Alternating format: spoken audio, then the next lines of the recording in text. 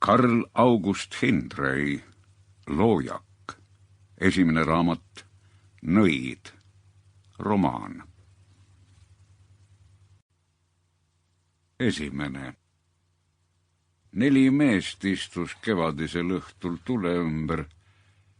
Üks hobune krõmpsutas ette pandud heinu, lääne pool kumas taevas kahvatult ja rohekas kollaselt.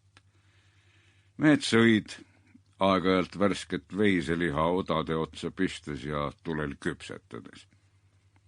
Kui kuu välja tuleb, peaks edasi minema, lausus üks.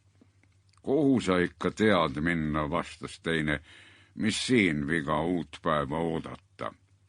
Ta katsus sidet, mis oli mehitud ümber pea ja kange, läbi imbunud verest. Kui saaks kuidagi otseteed koiva äärde, otsustas jälle esimene. Teised 2 olid liiga väsinud, et jutust osa võtta. Üks hoidis oda pahemas käes, teine oli seotud nööriga kaela ja paksus mähkmes. Sakslane sa pole, aga sakslase hobune sul, lausus nüüd mähitud peaga mees esimesele. Võtavad käest jälle ära, kui jõuangi omade juurde.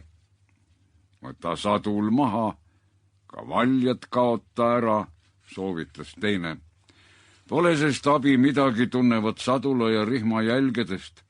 Parem vahetan või müün, kui saan. Mis su õige nimi on? Ma olen Kuigas, Metse poole mehi. Keelest kuulda. Kes sind siis ajas? Metse poole liivid hoiavad ju eestide poole. Tea nüüd, kelle poole hoida. Tulid sisse ja põletasid varem juba, enne kui said Papinküla juurde. Nad vaikesid natuke, siis ütles esimene, ma olen Imand, Üksküla poolt. Mõlemad vaatasid 4. poole, kes oli käsivarred löönud ümber põlvede ja tukkus pea käsivarrel. Noor nägu oli unes lõtv ja haiglane. Ei, ta pole saks ega lätlane, ütles Kuigas tasa ja viipas peaga tukkuja poole. Ristrüül, sõjasulane, võndude seast sealt Kurama tagant. Eks ikka sealtpoolt küll. Võnnus neid suurt polegi enam, ära suland lätlaste sekka. Imand lõikas odaotsast liha, sõi ja mõtles ja oli murelik. Kuigas nagu aimas tema mõtteid ja hakkas tasa ning aeglaselt arutama. Ei tea, kas...